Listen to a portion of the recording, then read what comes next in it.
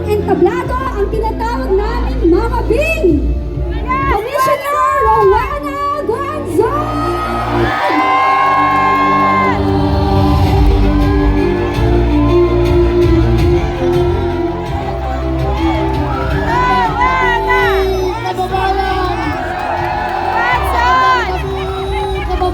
Lumalaban sa korupsyon, lumalaban sa mga sinungaling, lumalaban sa mga demonyo.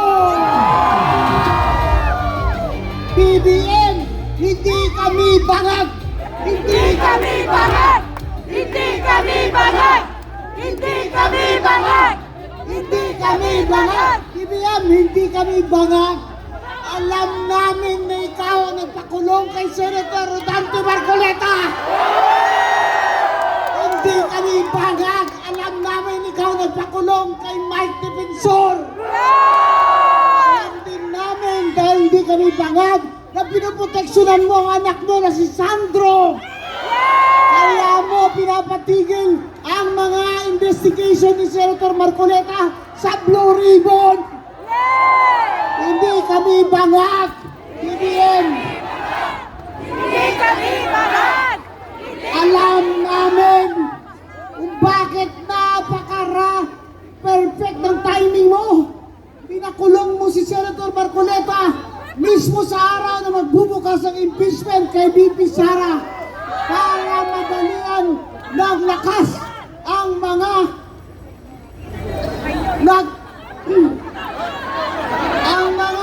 nagmamahal kay VP Sara at hindi naniniwalang nagnakaw siya sa kaban ng bayan. Ikaw, BBM, ikaw tumanggap ka ng milyon-milyong pisong donasyon sa kampanya mo mula sa 2 construction companies. Bakit ikaw hindi pinaplunder? Bakit si Senator Marcoleta plunder? Ngayon ay campaign funds. Eh kung plunder yun, dapat lahat ng mga congressman dyan na sobra na 50 million yung kanilang diniklara sa Comelec, dapat sila din lahat ay plunder? Sinungaling sila. Talagang pinagtarian nila si Senator Marcoleta.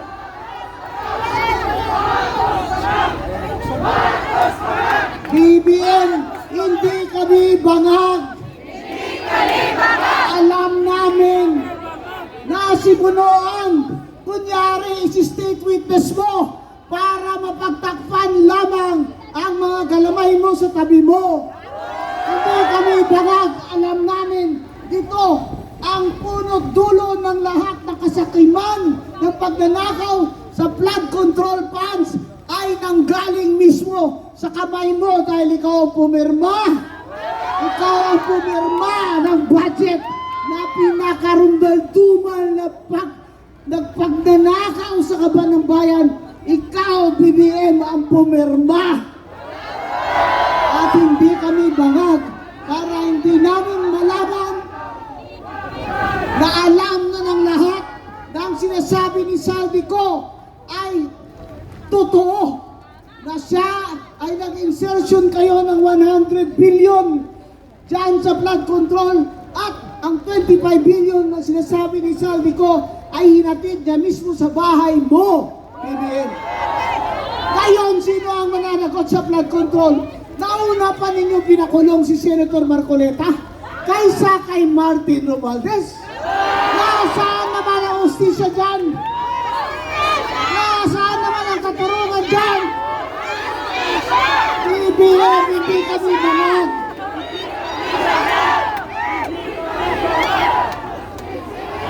Hindi kami bangag para hindi namin alam na ang huling pagtistigo ng mga 18 na Marines kay Senator Marcoleta at kay Senator Pia Cayetano nandun sa testimony nila na naghatid din sila ng pera doon sa Ilocos Norte.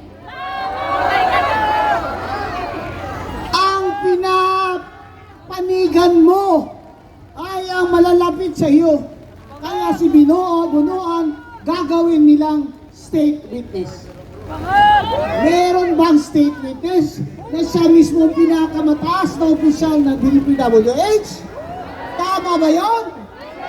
Tama ba?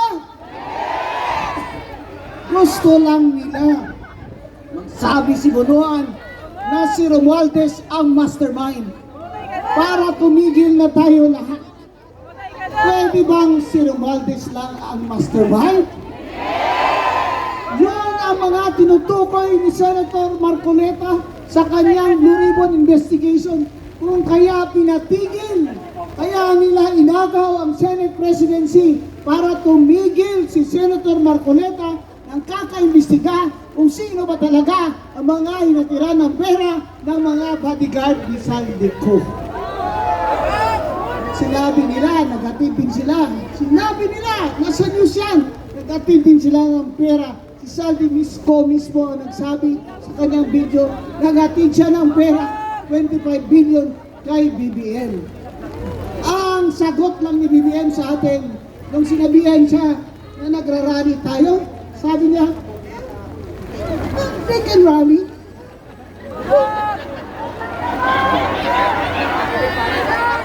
Bangag ang puta.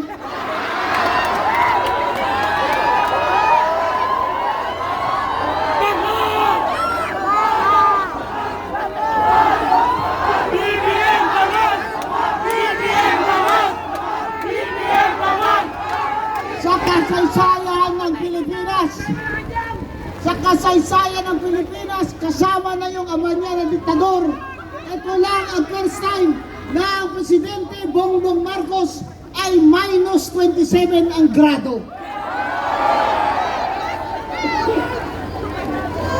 Pero kung makapunta sa Canada, parang akala mo, winner! Akala mo parang walang nagugutom sa inyo. Para bang totoo na guni-guni lang natin lahat na 2.5 million na Pilipino ang walang trabaho? Maliban dyan, 15 million ang underemployed o part-time lang ang trabaho. BBM, hindi kami bangag. Gutom na kami. Gutom na. Gutom na kami! Gutom na kami! Nagugutom na milyong-milyong Pilipino na pobre. Ang sinasabi ni BBM, oh, look at me. I am president of an upper middle class country, sabi ng World Bank. Kago! Hindi ka ba naman bobo, naniwala ka dyan dahil wala kang alam, di ka na nag-graduate sa college eh. Aray mo! BBM, baka hindi mo alam. Pero kami, hindi kami bangag, kaya alam namin. Na yung upper middle class na yan, na klasifikasyon ng World Bank, ang ibig sabihin lamang yan ay dahil niloloko nyo kami, dahil ang ginawa nyo batayan sa pagsuma-suma total ay gross national income. Ang income ng buong Pilipino. Eh syempre, ang dami namang oligarko. Ang dami namang mayayaman.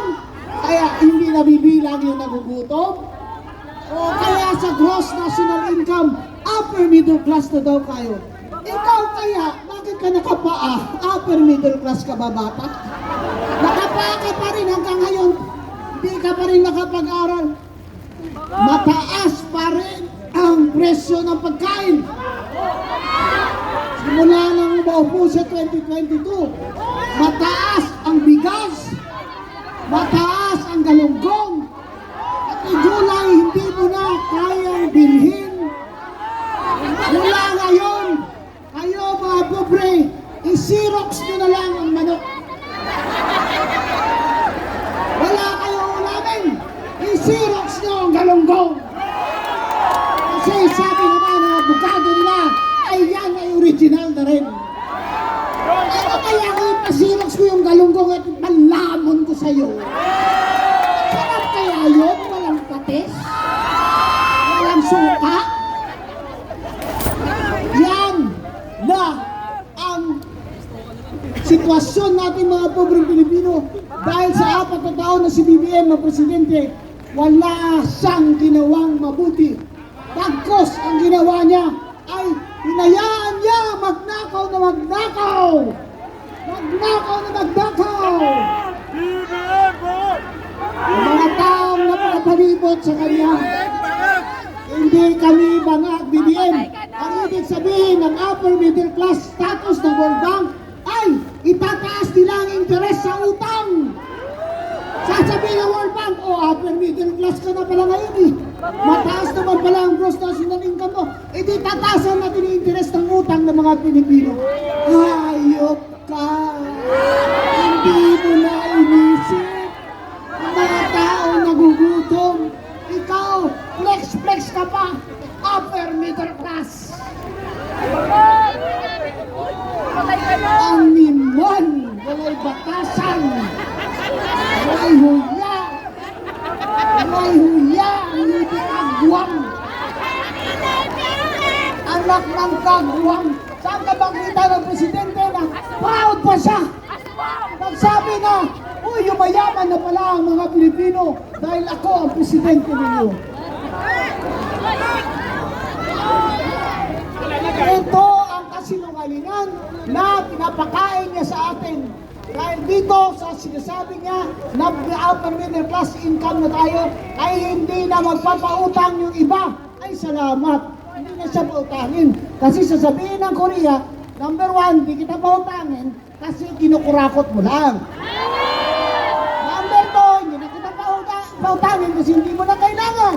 Kasi upper middle class income na mga Pilipino. Hindi ka ba naman gago?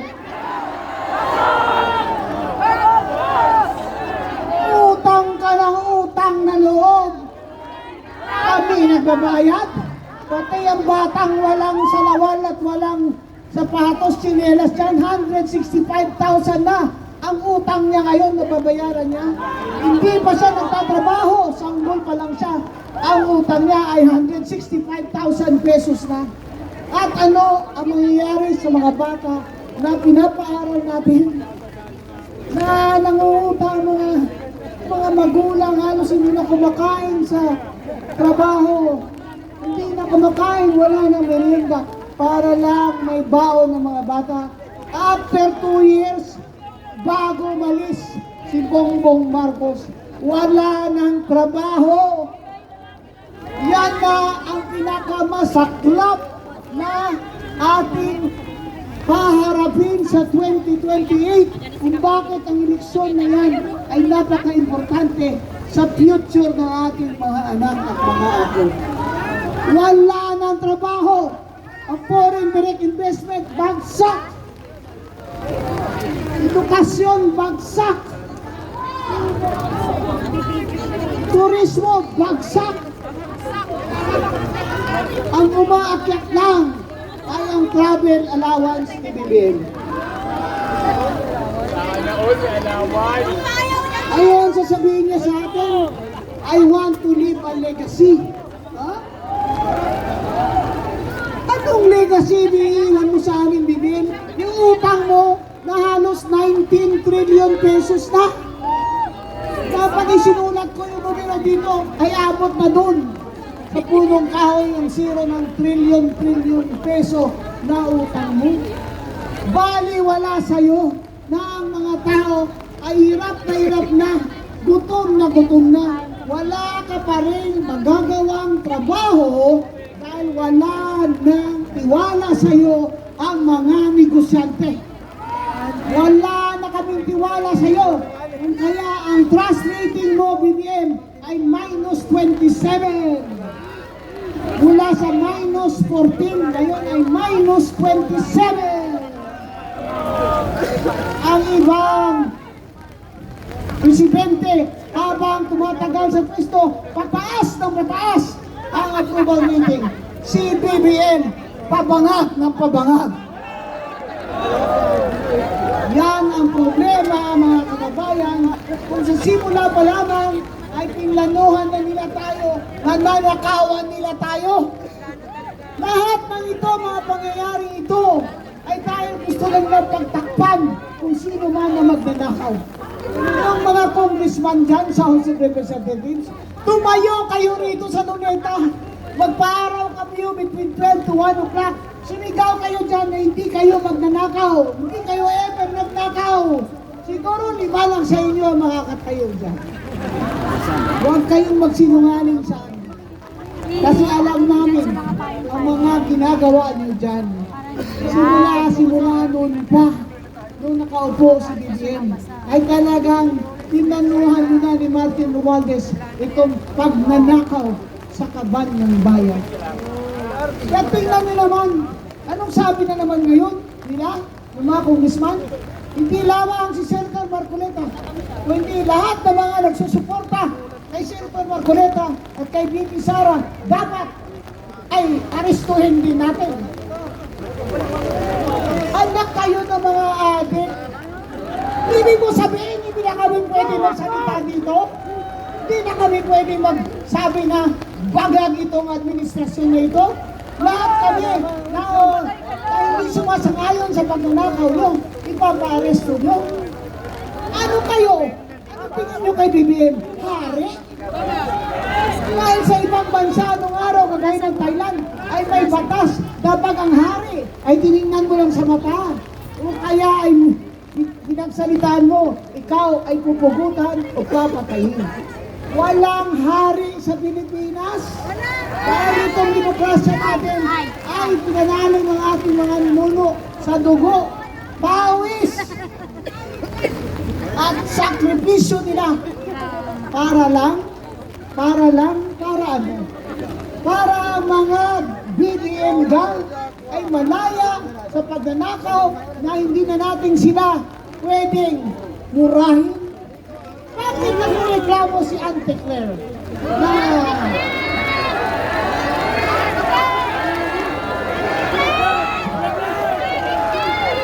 dapat daw imbestigahan ng Department of Foreign Affairs ang mga nagsabi sa kanyang pangit ka.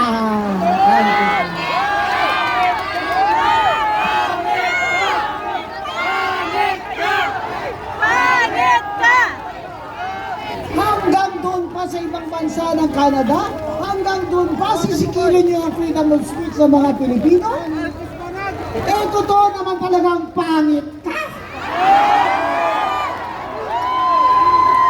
Ang hirap talaga kausapin ng mga ganitong klaseng tao na dahil sa laki ng sweldo nila ay talagang imbes na ang trabaho niya mag-report sa atin kung ano magagawa ng boss niya, ang trabaho niya ay pangungutya sa lahat ng nag-oposisyon kay BBM, kagaya kay Senator Pia Cayetano. Hingal daw, hinihingal daw. Bakit daw siya hinihingal? Ikaw, Auntie Claire, at ang baho ng hitinga mo.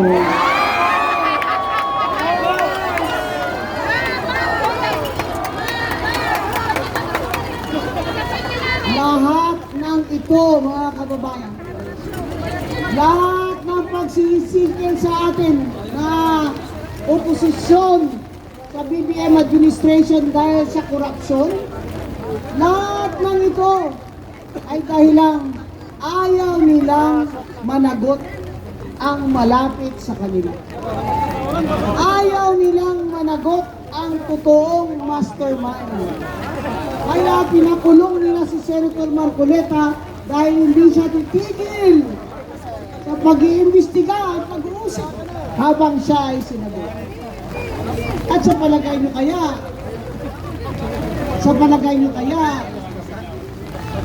nasira nila ang pananampalataya ni Senator Marcoleta sa Diyos. Mahirap magkasakit. Bagkos lumalakas ang kanyang pananampalataya sa mahal na Panginoon.